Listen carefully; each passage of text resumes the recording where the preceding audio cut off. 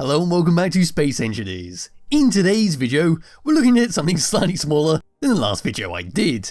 This is a small fighter called the Monarch Interceptor, which is this lovely thing over here. So this is a lovely small fighter featuring 8 Gatling guns and all types of thrusters.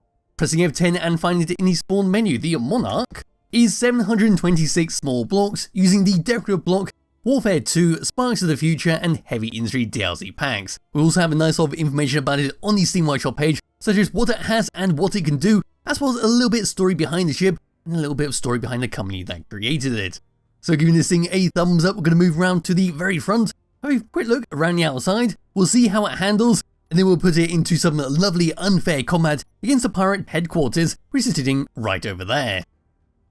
So coming all the way over to this section, at the very front, this is what we get. So front and centre, we got ourselves our industrial cockpit to fly this thing around with a couple of ion thrusters on the side to help this thing stop. We can also see a bunch of Gatling guns, which is a set of 8, so it should have a nice lot of firepower and should have a nice spread when you go to attack a target. We can also see a bunch of orange, white and dark grey blocks which make up the main body of the ship, as well as a few conveyors just hidden behind those steel blocks, linking everything together. Moving across onto this side, this is what we get. So there's our Gatling guns, there's a few more ion thrusters, and there's a couple of atmospheric thrusters, as well as the rest of our Gatling guns. Around onto the side, this is all we can see. So we've got some hydrogen thrusters, some more ion thrusters, then even more atmospherics to keep us off the ground. Now that is the weak point of the ship, as I found out when testing this around. It's not very good at moving up on a planet. I'm not sure how this would handle on Pertam, but if you start to move down very quickly, it takes quite a long time to move up, unless of course you tilt the ship and use your rear thrusters. Moving around towards the very back, this is what we get. So there's some more atmospheric, some more hydrogen, some more ion thrusters, and we see a connector underneath to dock this thing up and refuel it. And there we go at the very back. Moving all the way up and above and looking down, that's all we can see. We see some fantastic block work just covering up all of our important stuff, and it does look great with how it's all been set up. And there we go at the very front, but just to drop down and come underneath it, there's a clear view at our connector, clear view of all of our atmospheric thrusters. We do have 2 ion thrusters that are pointing down, they're on this side section right there. And yes, that's pretty much it for the outside of the Monarch Interceptor. So now what I can do is just grab hold of my character, come into first person view, and we can go through the controls. First of all, this is what we get all the way around, and just looking up, got ourselves our power and hydrogen usage, our meters per second, and then our gravity. So number 1 for our controls is going to be for our Gatling guns, and this is going to be to fire all 8 of them together. Just coming around like so, activating that, then firing it.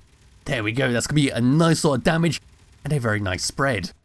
Number 2 is going to be for our hydrogen thrusters all the way around the ship, and this is the point of weakness. If I was to turn that off and then start to move down, what we're going to find is it's going to be very hard to pull it up without tilting the ship forwards and using those rear thrusters. So if I was to move down once again, use the rear thrusters, move it up. There we go, that's a little bit better, but you'll still want to make sure you have plenty of hydrogen just in case you get into a bit of a pickle, because they will save you at the end of the day. Number 4 is going to be for our batteries to auto or recharge. Number 5 is then for our reactor on and off. 8 is then for our atmospheric thrusters all the way around the ship. Number 9 is then to stockpile our hydrogen tanks on and off. Very useful once you're docked up and want this thing to recharge quickly. Then on to tab number 2, 3 and 4 we've got nothing else, so we can fly this thing around. So moving forwards, this is what we get. It's a very speedy ship when moving forwards, but coming to a stop is a little bit slower, but not too bad. But thankfully, we do have enough gyroscope controls to do on 180, boost forwards, and stop ourselves a lot quicker. So to do that one more time, moving forwards, then doing a 180 and moving forwards once again. There we go, a lot quicker than letting it stop naturally. Moving left, that's what we get. We are quite slow with that compared to forwards and backwards. And then moving right, there we are. Moving up, like I said, is very, very slow. Moving down is going to be held by gravity. This is the speed we get. We are very quick going down, and I will need to tilt boost up to stop myself just before I hit the ground. Then as for gyroscope controls in first person view, this is what we get. We've got a nice little control over here. There is a little bit of weight. It does feel quite heavy for being a small fighter, but then again, it's what I prefer at the end of the day.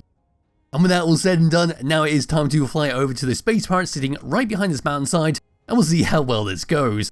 I think this is the district headquarters that I attacked last time, so it should be mostly disabled, but if not, we're going to slam straight into it, and well, hope for the best. And here we are now approaching the Space Pirate District headquarters, and without a camera I can't actually see if any turrets have been disabled, so we're just going to go for the one on top. Hopefully that is a turret and not just a poorly loaded block. Here we go, we're going to start shooting into there. Hopefully I can hit this in time before they start open firing. I don't think this base has been damaged at all, but there we go, we're now going to go. That's one hell of a lot of rockets. We took quite a beating. There goes all the wings. Yes, that wasn't the base I disabled last time, but it looks like we are sort of in one piece. If we have parachutes, it would be very useful, so then I can come down to the ground. But it looks like we are starting to turn all the way around, and I might be able to line this up and start shooting again. But there we go, the rockets are now shooting part of the ship. We're going to come crashing down to the ground. And there we go, we actually made a successful landing, where I can come out of this without taking any damage. So there we go, so that was a really unfair piece of combat, but that's what I like to do. But anyway, it's a lovely ship if you are looking for a small fighter in your world. It's got a very nice sleek design, a lot of firepower on it, and if you put it in proper combat in a much more fairer scenario, such as against a drone, against a smaller base, it'll be a lot more useful. So be a link to it in the description below if you do wish to download and play around with it yourself. Highly recommend you do, and I'll be back with another video some point soon. Bye bye.